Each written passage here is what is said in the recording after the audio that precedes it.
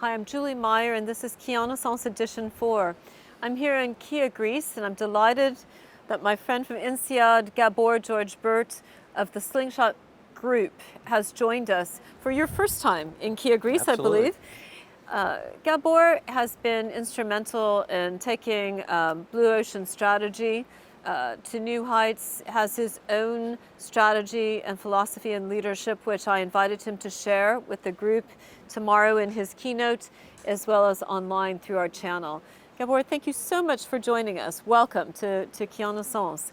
What are your impressions? You're just having arrived in the first 2 days that you've been here and so forth. What are your impressions of Kia or Keanaissance? And just. Well, how could it be anything but positive? I mean, this is a beautiful setting. As you mentioned, my background with Blue Ocean strategy, I mean, it couldn't be more fitting. Exactly. As I look behind me or look all around and just see the blue sea, the magic of that.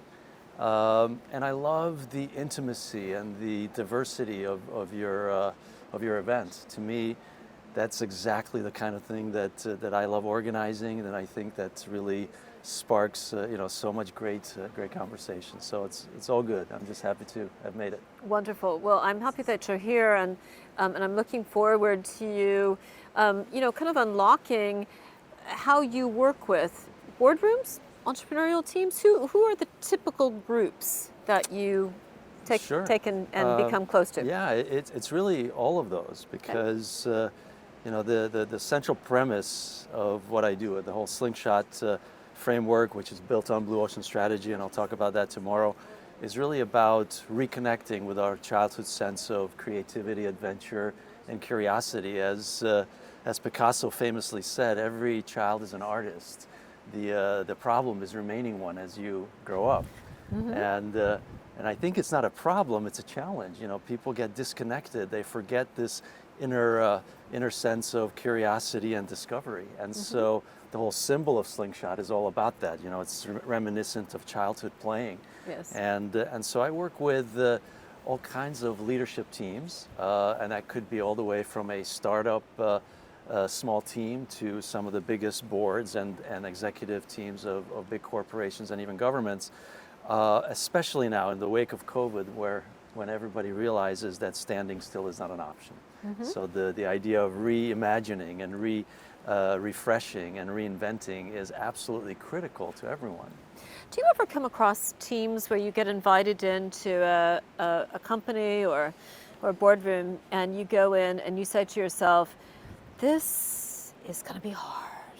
This group of people do not like each other. I'm not even sure they're good people.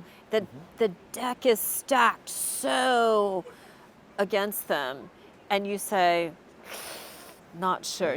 How can we crack this one? Yeah. I mean, that's what I actually thrive on. So my background is in psychology, beside business. So to me, that's what I love doing, is to expose people to what I call self-imposed mental boundaries, right? And everybody puts those up.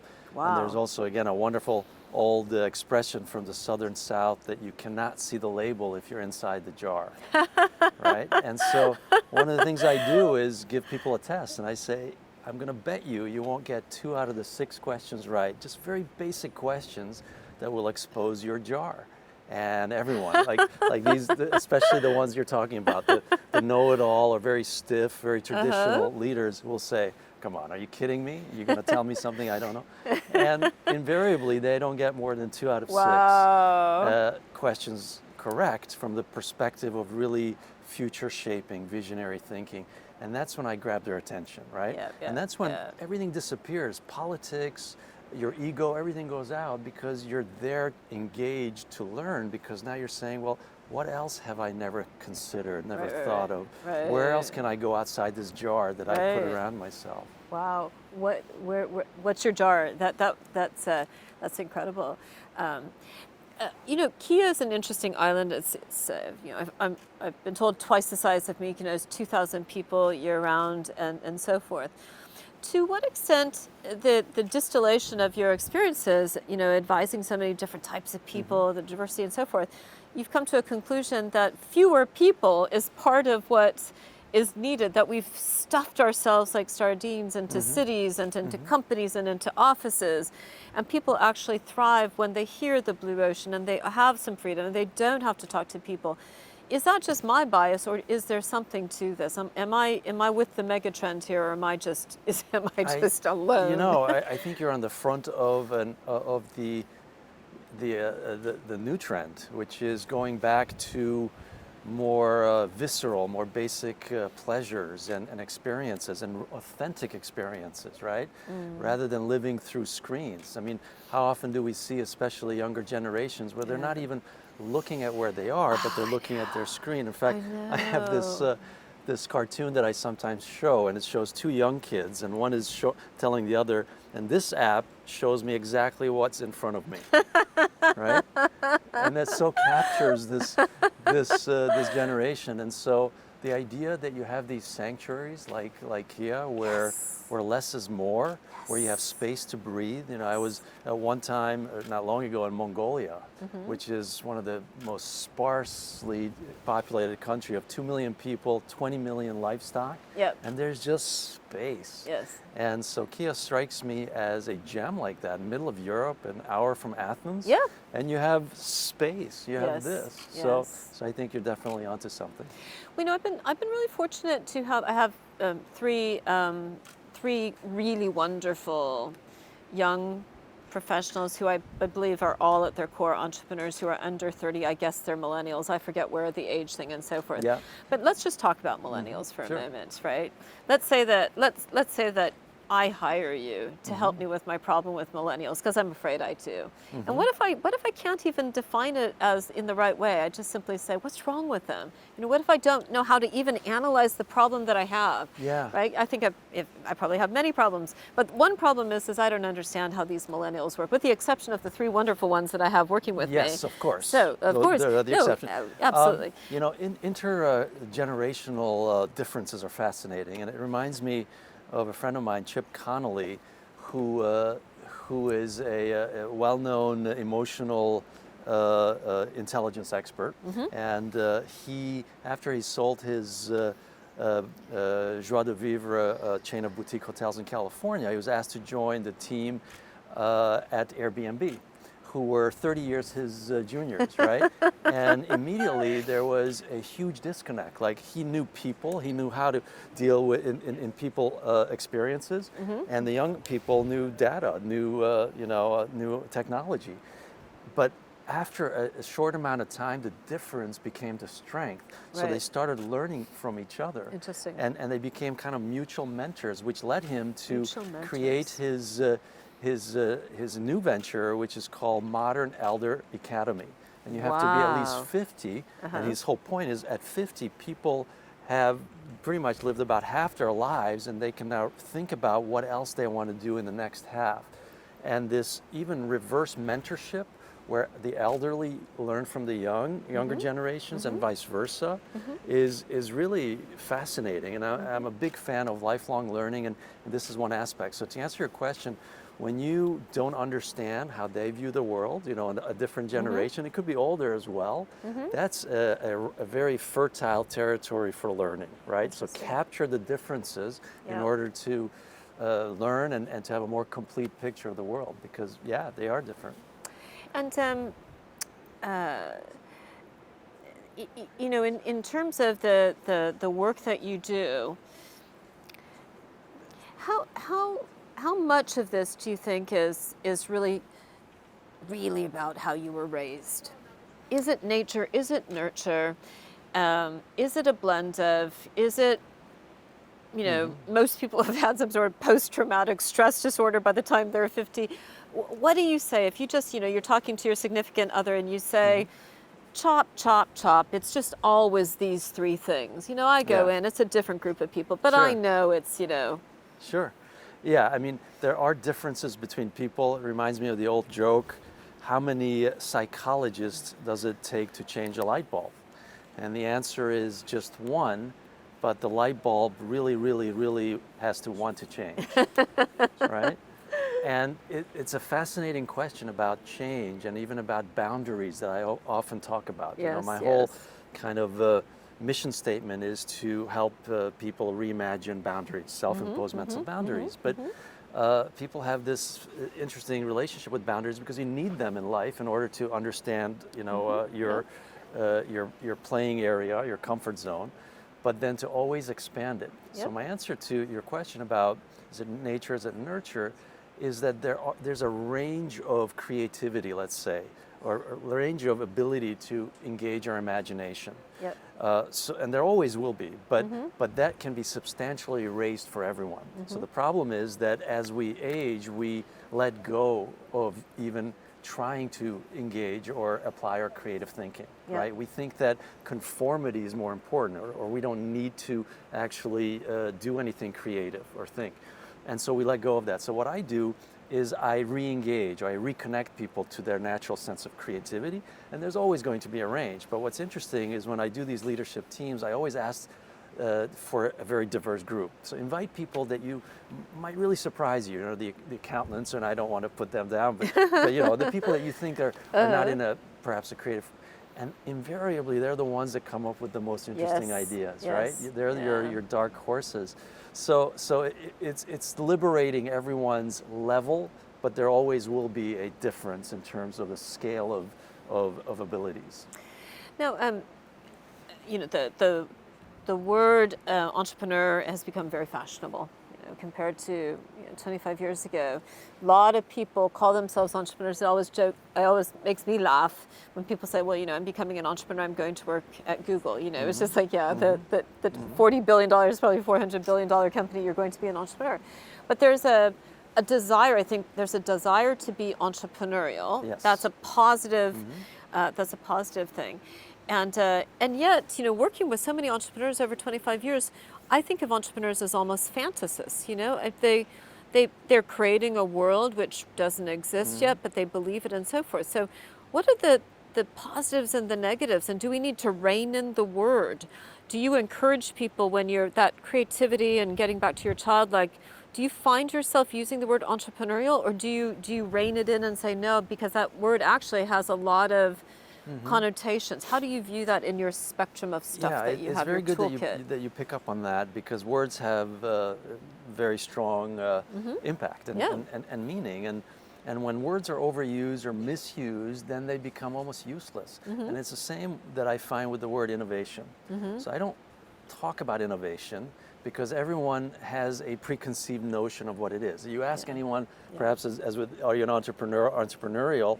You ask anyone, are you innovative? Your company, what you do? Of course. Knee-jerk answers, of course we are. And some people by nature will resist innovation because it makes them uncomfortable. So instead I skip it altogether and I talk about reimagining boundaries. Like I mentioned, I say, would you be interested if I showed you that you have self-imposed mental boundaries? Everyone will say, yeah, show me, prove it. I don't believe it, but if you can show me, then you have my attention. Right. And that's the direction I go. And then they agree that for a company to be, or any organization to be viable, to continue to thrive, it needs to continuously rethink itself. Then it becomes a natural form of business operation. We don't even call it innovation. We just call it the normal way of operating. Yes. And same with entrepreneurship. I think you're right. There is an overuse of the word. There's a whole wide range of definitions that you get lost in. And rather than that, think about what it is you really want to do, and what kind of person you are, what kind of environment you thrive in, and get a little bit more specific. So now, another word that I believe just gets defined in many different ways is sustainability. And sustainability monetized is indeed the theme of Keanaissance Edition 4. Do you have a view on how to define that word? Sustainability, sure, again, agreed with you that it's a very widely thrown around term.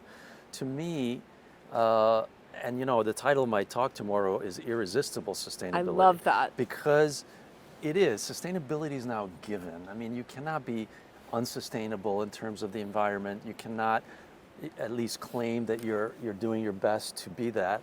But what does that really mean? And I think sustainability has to be also about financial sustainability. You need to build a business that can sustain itself Yes. as well as its surroundings and all Yes. stakeholders. Yes. And so to me, and this would part of my message tomorrow will be that sustainability has, I think, has come to trigger the wrong emotion. It triggers shame, it triggers guilt. And those are all true. You can make those arguments, but what if it triggered pleasure and delight? And so that people want to, Yes. by themselves, be sustainable, or even not Yes. realize they're being sustainable because they're doing something for other reasons Yes. that is causing sustainability to happen. Right. And so that's really what the direction that I'm pushing. And again, for me, the psychology of that is really interesting. As we think about Keanaissance edition 5 and 6 and 7 and 8 and 9 and the Slingshot group, do you look for locations? I'm so glad you brought that up, because that's one of my secret or not so secret reason for being here is to scout, your beautiful place here as a potential venue, because that's one of the things that I really enjoy, is to use hand-picked locations as the immersive classroom for learning with an intimate small group of people. I call them Reimagine Possible Retreat, because that's what we're probing, similarly as I described. But it's a combination of the place that inspires and unlocks creativity, like here, looking out at this wonderful vista, along with the special activities and then the conversation. So it's a combination of all these things that we think trigger, and this is a new term that I don't know if you come across with. Intellectual wellness is now defined as the successful application of creative thinking to all aspects of life. Right. So I love that, because to me it's always been not just about business, but the way that you engage your imagination in everything you do. Yes. So in these sessions, that's what we unlock, and we want people to come in and say, I'm so elated and inspired by the new possibilities that I'm taking with me, not just for my business, but all aspects of my life. Yes. And so yeah, this is absolutely, I think, could be a very, very nice place for that. Wonderful. Well, it's been wonderful to have you with us, and I look forward to your keynote tomorrow, and for you helping us think through the conversation around Kia Valley as a community of like-minded individuals, and hope that you'll be a part of that. Is there anything else that has just struck you in the first day or two that you want to share before the keynotes, before because we're going into the 2 days of summits and so forth? Any other thoughts that have hit you? My other one, and this is just because you had the mayor here yesterday, which That's I right. think was wonderful. Yeah, she was wonderful. And I shared this with her, and I think it's an idea that could work well. Is that I suggested to her to form sister cities around the world. That's very good. And the reason for that is that it's a very simple idea. There's no cost, and you can activate it very quickly. But what it does is that it immediately creates these cultural bridges with any part of the world. Yes. And it has several advantages. So you could have people who attend here be the ambassadors. So they could go back to their communities and say, I have this wonderful island, a Greek island, that I could bring in as a potential sister city or sister community to us. And that then it creates immediate cultural exchanges and all kinds of other programs. And, and it struck me that that could be a really interesting legacy or part of what you're doing here with Keanaissance, to connect it with the growth and the directed growth of the island, because then you could actually pick those cities around the world that you think would be the best match, or those communities. Love that. I love that. Well, I look forward to your keynote tomorrow and to continuing our discussions about developing Kia and the platform Slingshot and Kia Investment Partners. Thank you so much for joining us. Absolutely, my pleasure, and I look forward to the rest of my time here too. That brings us to the end of Keanaissance Edition 4 with Gabor George Burt of Slingshot Group. We're going to be listening to him tomorrow. We'll be sharing that keynote with you over the next couple of days on our media channel at Keanaissance. Thank you for joining us. Thank you for tuning in, and we'll see you soon.